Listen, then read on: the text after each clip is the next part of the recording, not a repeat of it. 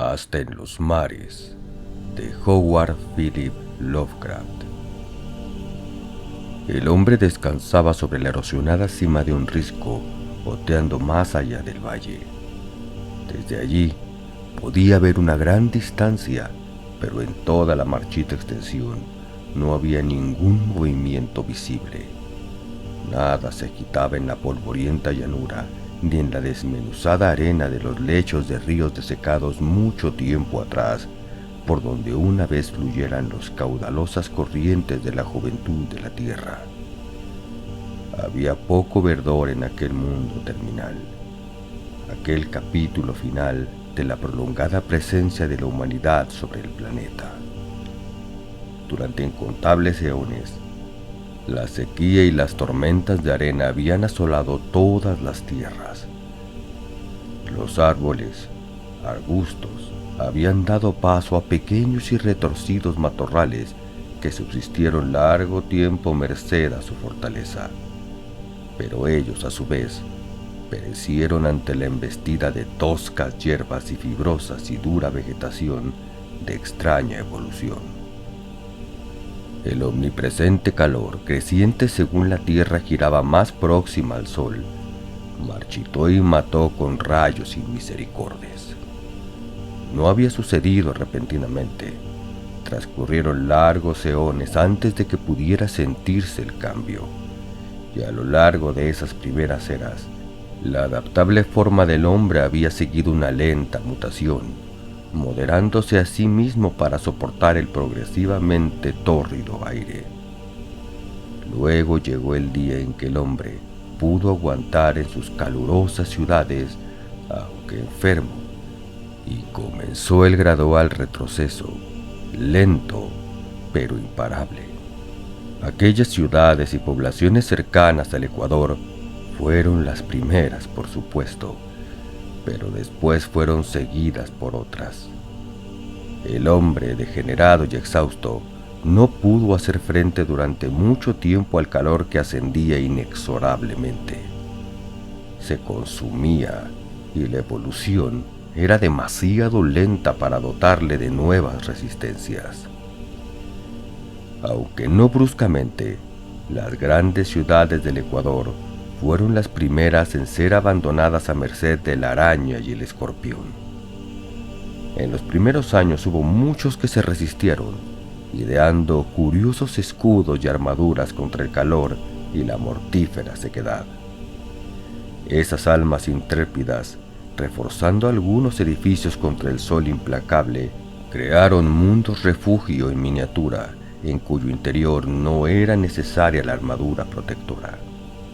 Inventaron maravillosos ingenios, de forma que unos pocos hombres continuaron en las oxidadas torres, esperando así aguantar en las antiguas tierras hasta que terminara la sequía, ya que muchos no quisieron creer cuanto decían los astrónomos y aguardaban la vuelta del viejo mundo. Pero un día, los hombres de edad en la nueva ciudad de Niyara hicieron señales a Yoanario, su capital de antigüedad inmemorial, y no recibieron ninguna respuesta de los pocos que permanecían en su interior. Y cuando los exploradores llegaron a la milenaria ciudad de torres enlazadas por puentes, encontraron solo silencio. No había ni siquiera el horror de la corrupción, ya que los lagartos carroñeros habían sido diligentes. Solo entonces la gente comprendió plenamente que aquellas ciudades estaban perdidas para ellos, y supieron que debían abandonarlas por siempre a la naturaleza. Los otros colonizadores de las tierras cálidas huyeron de sus arriesgadas posiciones, y el silencio total reinó entre los altos muros de basalto de 1.000.000 de torres vacías. De las densas muchedumbres y actividades multitudinarias del pasado, no quedó finalmente nada. Entonces, allí se alzaron contra los desiertos sin lluvia las ahuecadas torres de hogares vacíos, factorías y estructuras de todas clases, reflejando la deslumbrante radiación del sol y agostándose bajo el cada vez más intolerable calor. Muchas tierras, sin embargo, habían escapado aún a la plaga abrasadora, por lo que pronto los refugiados fueron absorbidos en la vida de un nuevo mundo. Durante siglos extrañamente prósperos, las blanqueadas ciudades desiertas del Ecuador fueron medio olvidadas y adornadas con fantásticas fábulas. Hubo pocos pensamientos sobre aquellas torres espectrales en ruinas, aquellos montones de muros gastados, invadidas por cactus, oscuramente silenciosas y abandonadas. Hubo guerras, devastadoras y prolongadas, aunque los tiempos de paz fueron mayores, pero siempre el henchido sol aumentaba su emisión según la Tierra giraba más próxima a su progenitor. Era como si el planeta pensara volver a la fuente de donde brotó eones atrás, merced a un cataclismo de dimensiones cósmicas. Tras un tiempo, el desastre reptó más allá del cinturón central. El sur de Yarat se convirtió en un árido desierto, y luego el norte. En Perat y Baling, cuyas antiguas ciudades fueron habitadas durante incontables siglos, tan solo se movían las escamosas formas de las serpientes y la salamandra, y en la última Lotón solo se escuchaban las esporádicas caídas de las tambaleantes torres y las desmoronadas cúpulas. El gran desahucio del hombre de los dominios que siempre conociera tuvo lugar lenta, universal e inexorablemente. Ninguna tierra en el interior del creciente y destructor cinturón se libró. Fue una épica, una titánica tragedia cuya trama no fue revelada a los actores. El total abandono de las ciudades del hombre no llevó siglos ni eras, sino milenios de crueles cambios, y aún continuaba, sombría, inevitable, brutalmente devastadora. La agricultura se paralizó. Rápidamente el mundo se volvió demasiado árido para las cosechas. Se remedió mediante sustitutos artificiales pronto universalmente empleados, y mientras los viejos lugares que habían conocido los grandes hechos de los mortales eran abandonados, el botín rescatado por los fugitivos mermó más y más. Objetos del mayor valor e importancia quedaron olvidados en museos muertos, perdidos entre los siglos, y al fin, la herencia de un pasado inmemorial fue abandonada. La decadencia tanto física como cultural surgió con el insidioso calor, ya que los hombres habían vivido tanto tiempo cómodos y seguros que este éxodo de pasados escenarios fue difícil. Tales sucesos no fueron recibidos temáticamente. Su misma lentitud era aterradora.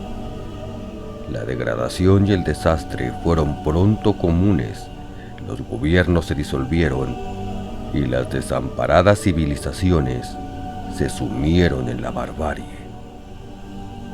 Luego, 49 siglos después de la ruina del cinturón ecuatorial, todo el hemisferio oeste quedó despoblado y el caos fue completo.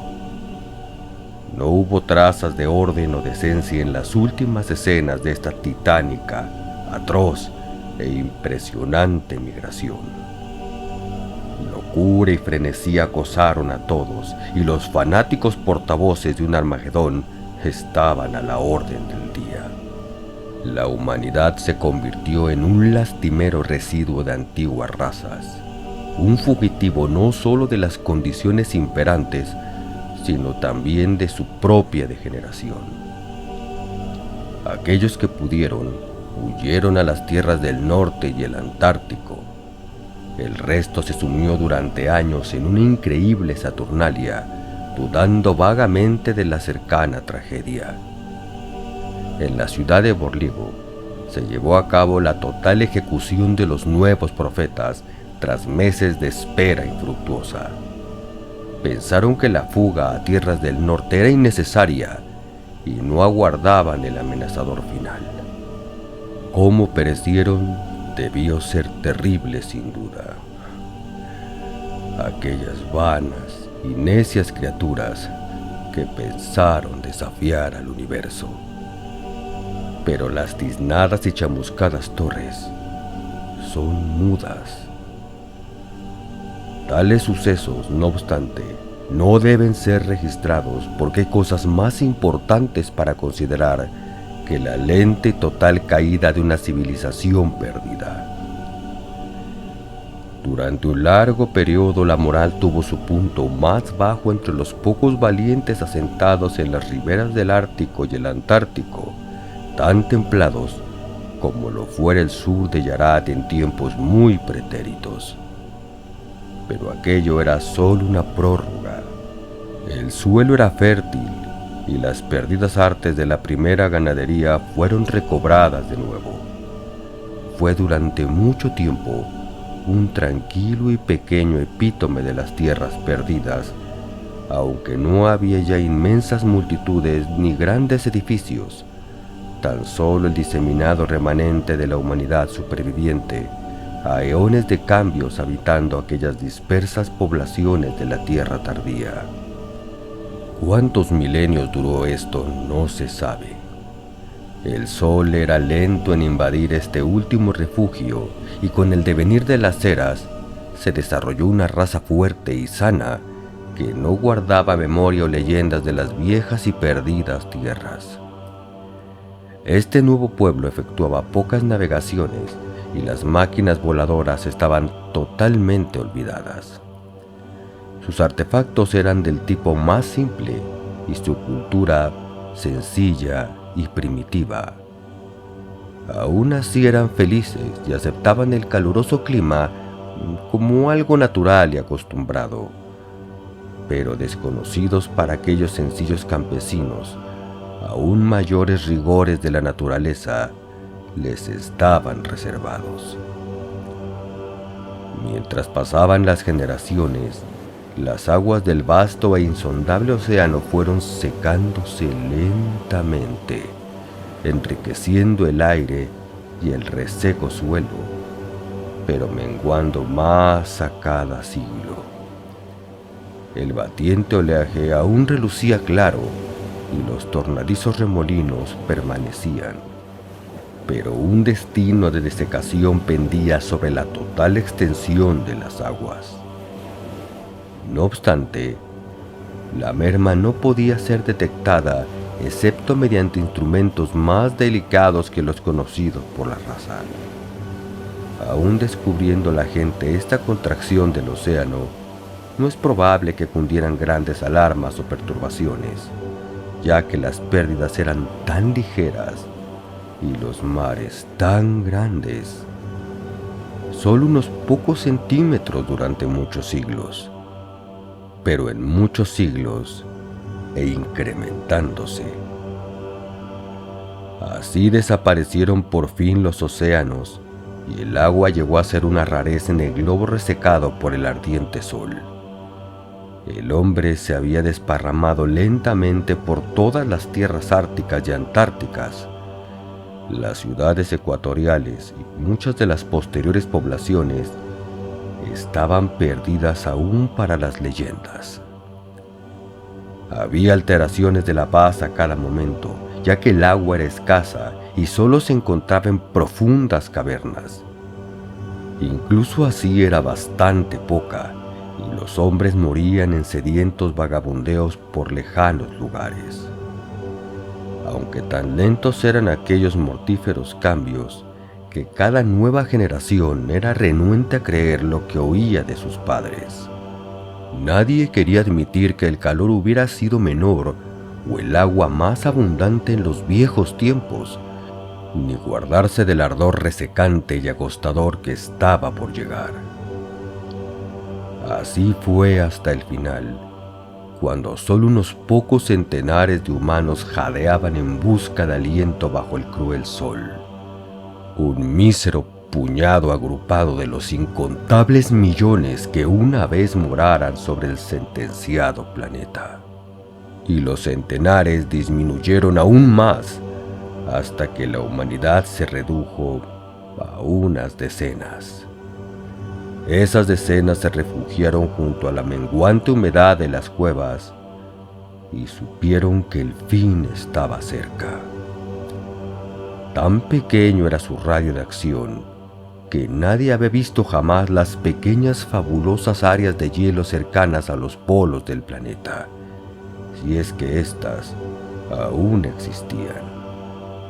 Incluso de haber sido así y de haber sido conocidas por los hombres, nadie podría habérselas alcanzado a través de los formidables desiertos sin caminos. Y así, el último y patético resto disminuía. No puede describirse esa espantosa cadena de sucesos que despoblaron la tierra entera. Es demasiado tremendo para que nadie pueda pintarlos o abarcarlos. Del pueblo de las eras afortunadas de la tierra, miles de millones de años atrás, solo unos pocos profetas y locos pudieron haber concebido lo que iba a suceder. Pudieron haber tenido visiones de las tierras silenciosas y muertas y los lechos de los mares totalmente vacíos. El resto habría dudado tanto de la sombra de cambio sobre el planeta como de la sombra de sentencia sobre la especie, ya que el hombre se ha considerado siempre como el amo inmortal de las cosas naturales. Cuando hubo aliviado los estertores moribundos de la anciana, Ul lanzó una temerosa mirada a las deslumbrantes arenas. Ella había sido un ser espantoso, arrugado y deshidratado como una hoja marchita. Su rostro tenía el color de la enfermiza hierba amarilla que se agostaba bajo el viento ardiente y era espantosamente vieja.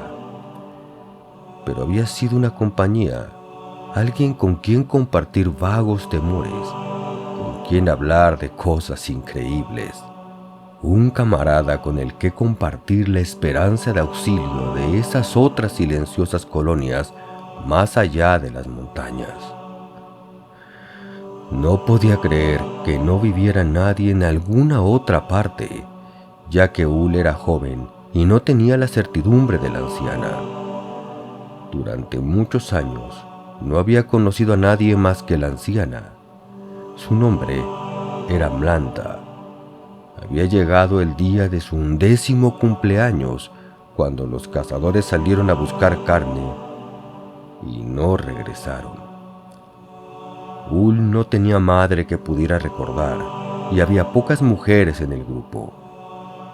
Cuando los hombres desaparecieron, aquellas 3 mujeres, la joven y las 2 viejas, habían gritado aterradas y gimoteando durante mucho tiempo. Luego la joven había enloquecido, dándose muerte con un bastón afilado. Las ancianas la enterraron en un agujero poco profundo excavado con sus propias uñas. Así que Ul estaba solo cuando llegó esta Mlanda, aún más vieja.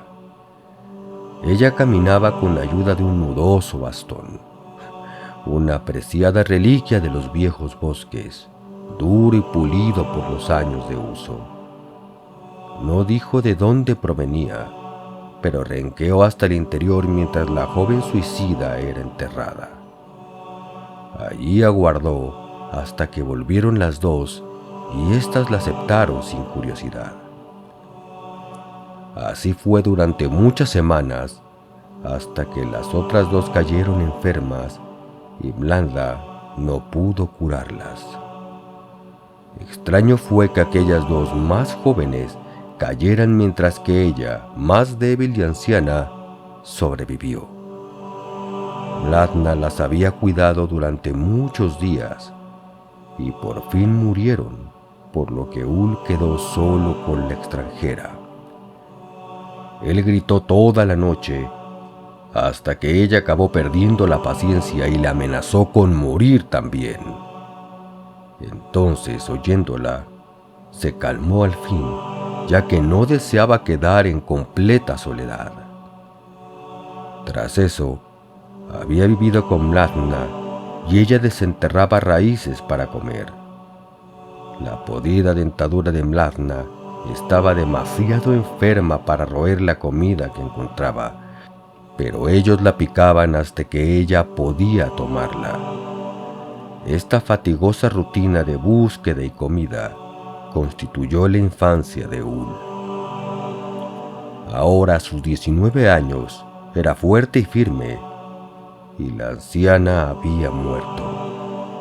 No había nada que le atara allí, por lo que se decidió por fin a buscar aquellas fabulosas cabañas detrás de las montañas y vivir con aquel pueblo. Ul cerró la puerta de su choza, porque él no pudo contárselo, ya que no había allí animales desde hacía muchos años, y dejó a la mujer muerta en su interior. Medio deslumbrado y aterrado ante su propia audacia, caminó durante largas horas por las secas hierbas, hasta que por fin alcanzó las primeras estribaciones de las colinas. El atardecer llegó, y él trepó hasta que estuvo exhausto y se tumbó sobre la hierba. Allí tendido, pensó en muchas cosas. Se preguntó acerca de la vida extranjera, apasionadamente ansioso de alcanzar la perdida colonia del otro lado de las montañas. Pero al fin se durmió. Cuando despertó, había luz de estrellas en su rostro y se sintió vigorizado.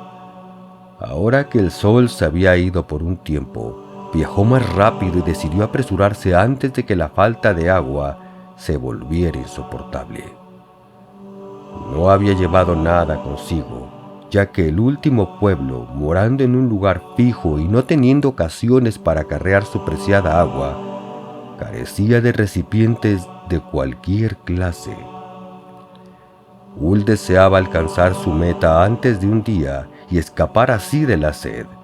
Por eso se apresuraba bajo el fulgor de las estrellas, corriendo a veces en la atmósfera cálida y reduciendo a un paso ligero en otras ocasiones. Prosiguió mientras el sol se elevaba, aunque aún estaba en las pequeñas colinas con 3 grandes picos alzándose al frente.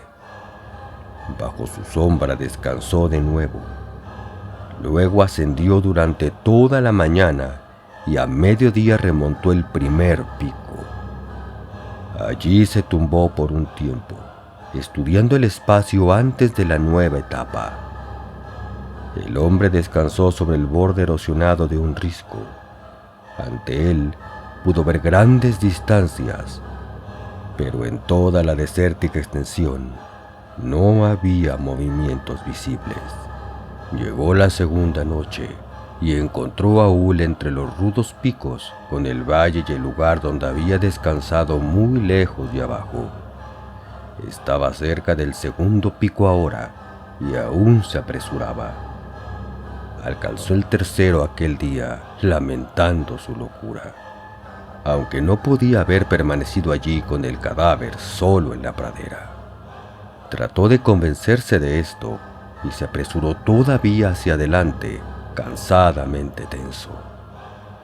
Y por fin, solo hubo unos pocos pasos antes de que el risco terminara, permitiéndole contemplar la tierra de más allá.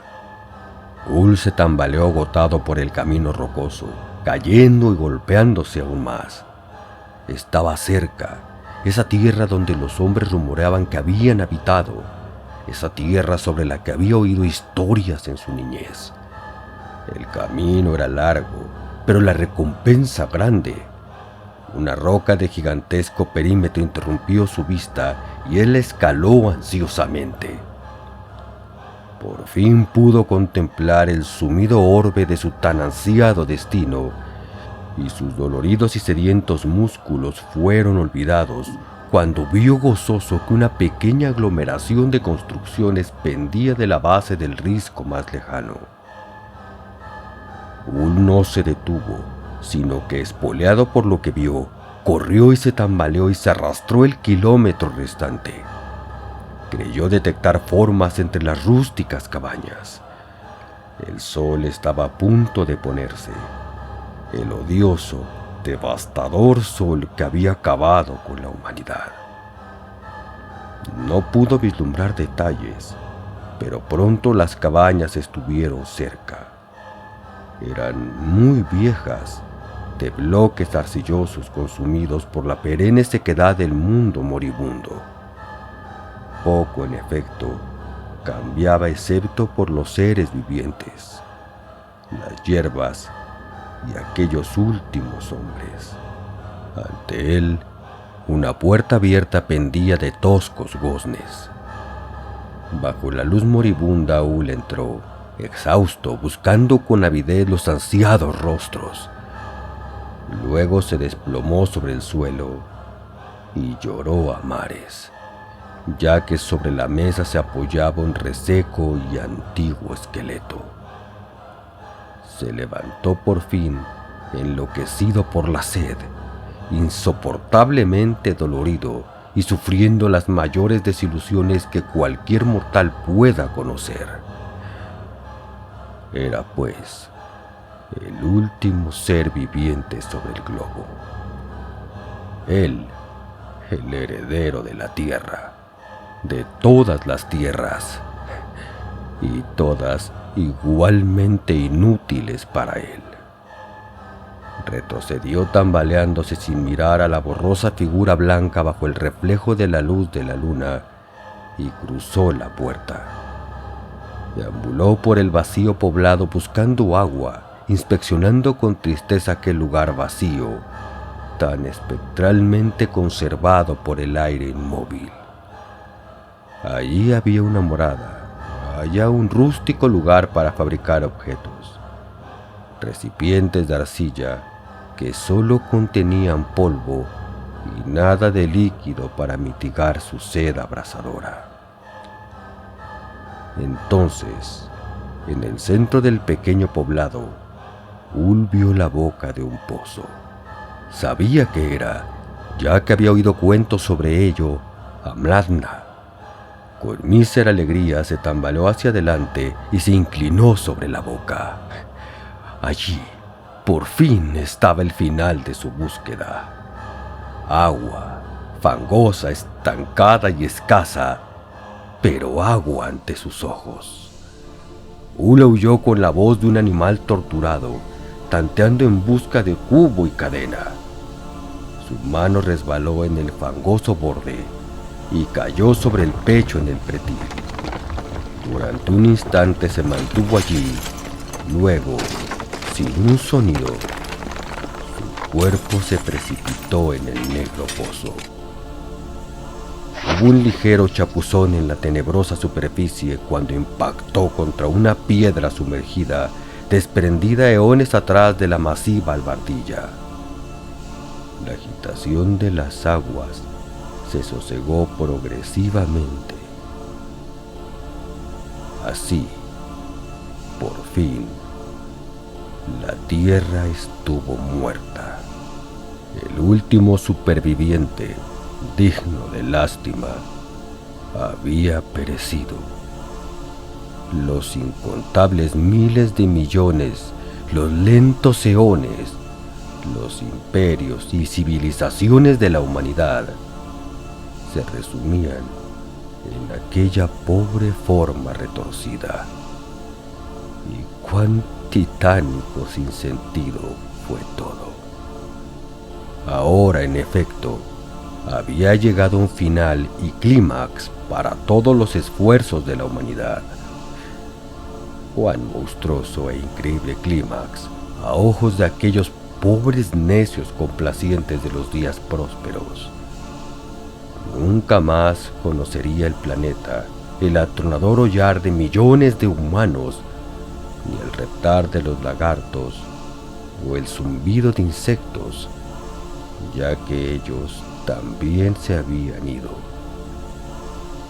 Había llegado el reino de las ramas sin savia y de los interminables campos de marchita hierba.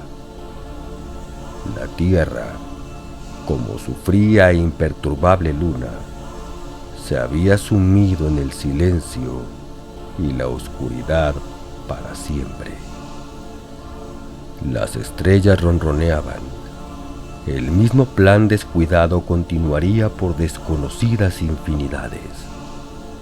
Este final trivial para un episodio insignificante no importaba a las distantes nebulosas o a los soles naciendo, floreciendo y muriendo. La estirpe del hombre, demasiado minúscula y efímera para tener una función o propósitos reales, era tal conclusión como si nunca hubiera existido. A tal conclusión la habían llevado los eones de su ridícula y tramposa evolución. Pero cuando los mortíferos rayos del sol naciente se derramaron por el valle, una luz alcanzó al fatigado rostro de una quebrada figura que yacía en el fango. Esperamos que hayas disfrutado el relato. Puedes apoyar el canal invitándonos a un café, ya sea a través del link de Mercado Pago que está aquí abajo o en nuestra página de Ko-fi. Ambos links podrán encontrarlos en la caja de comentarios. También puedes apoyarnos recomendando el canal y compartiendo para que llegue más gente. Si tienes alguna sugerencia, algún relato que te gustaría que narrásemos o incluso alguno de tu autoría, háznoslo saber en los comentarios. Suscríbete y no olvides que cada semana subimos nuevos relatos.